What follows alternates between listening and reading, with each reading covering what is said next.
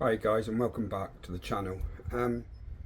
So today, it's obviously it's a nicer day today. Yesterday was absolutely horrendous. It was dreary, bit of drizzle, but I managed to get out and do some stuff. So today I'm going to have a go at changing the sequential, or changing the indicators on the wing mirrors for sequential dynamic ones, so the LED ones, the ones that go in the strip. So yeah, so I'm going to have a go at them. I bought them off of, again, AliExpress for about £10. You can buy them from Amazon and eBay for about £20. So, depending on how quick you want them, it obviously depends on how much you want to spend. I did find that on both Amazon and eBay, they were still quite a delay in the delivery. So I'm guessing they buy them from China and then ship them out once they get them to you. If you buy them from Ali, you can then get them shipped straight to you. So obviously it cuts out the middleman and you pay a little bit less for them. So let's have a look and see what they're like. So there's the box they come in. Just a normal standard box, obviously it's all wrapped. Comes in bubble wrap there. So that is the indicators there. I have tested them, they all work. I've had them for about a week. They didn't come with any cables. Inside here where you connect them was just 2 pins poking out. So I got some jumper cables like these. They've got the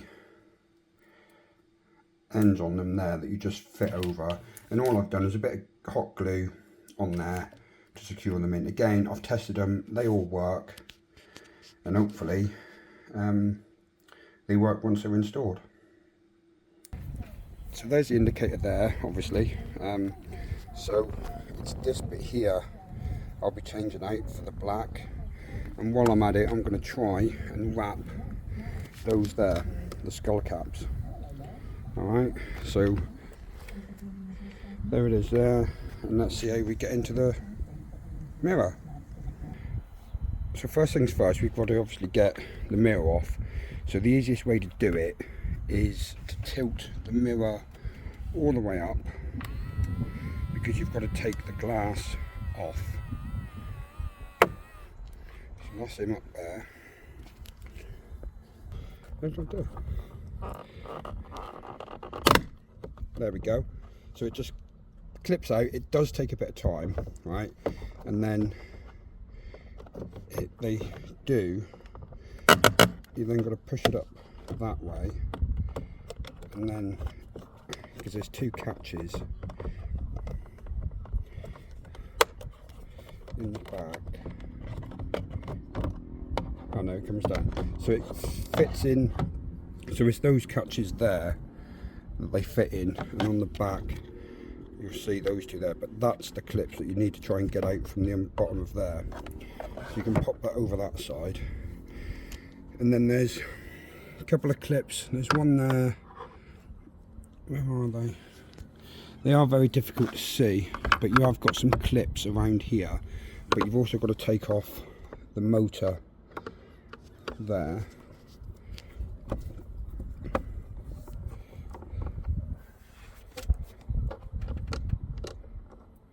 And be careful not to drop any, although you shouldn't do really,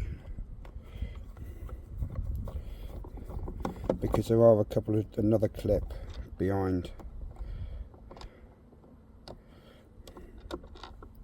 there, and then that one. Oh no, there's one down there. So there's 3 screws for the motor.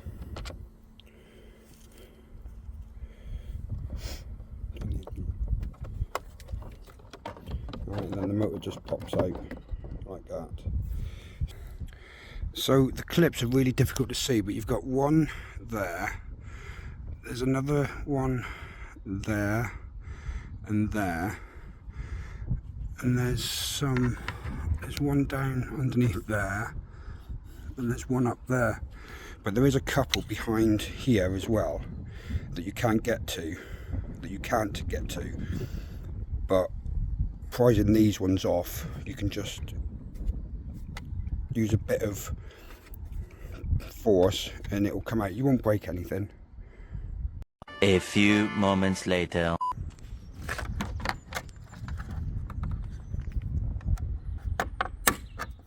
There we go.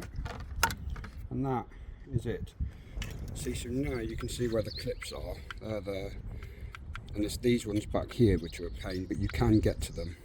So those ones, those 4 and 6 there, you can get to. So the screw holes for keep the indicator on is one there and one just in there. Alright, so you need a Phillips screwdriver to undo those. And then, obviously it comes off here. So as it stands now, I'm not going to cut it there because I'm going to unplug that. And then the jumper cables are going to fit into or onto those there. Alright. Yeah, because I didn't know that was there to begin with. So I was originally going to cut it and wire it into there, but I'm not. I'm just going to connect it straight into there, and that's it.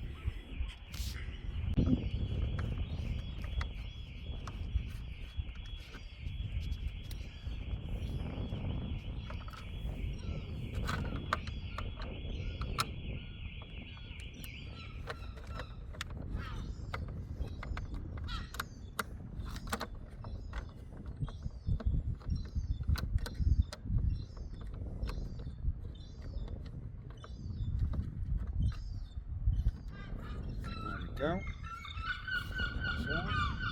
Nope.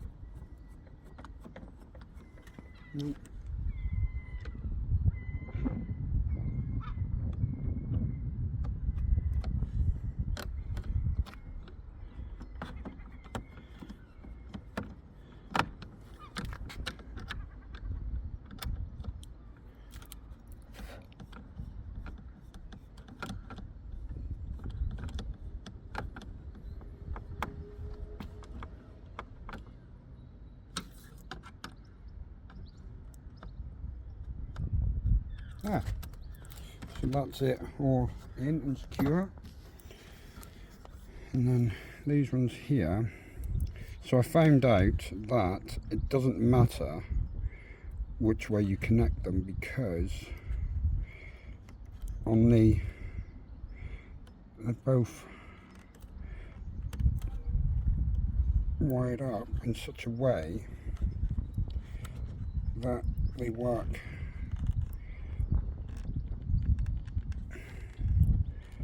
either way.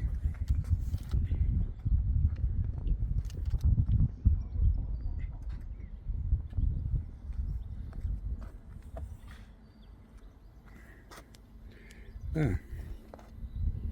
And that's them all working. So that's it, they're both on. Yeah, both on and working. I'm just waiting for the spray paint to dry at the minute. I didn't lap them because it was a bit too difficult with the curvature of the wing mirror caps themselves, so I opted to spray them. But yeah, I'm just waiting for them to dry, then almost done, and then I can put them on and I can sort out and let you guys have a look how it all comes out. But what I used was Simonise satin black tough paint. So this is it now. Well, this is the paint I've used. So that's the paint there. So no primer, you don't need any primer or anything, and it comes out really well. I've used it on the roof rails up there, used it on the roof rails and also on the grille, and it's turned out really well. So I keep on using this. I've used it in the engine bay for slam panels and all sorts. So yeah, so that's the spray I use. I'll put a link in the description below for you.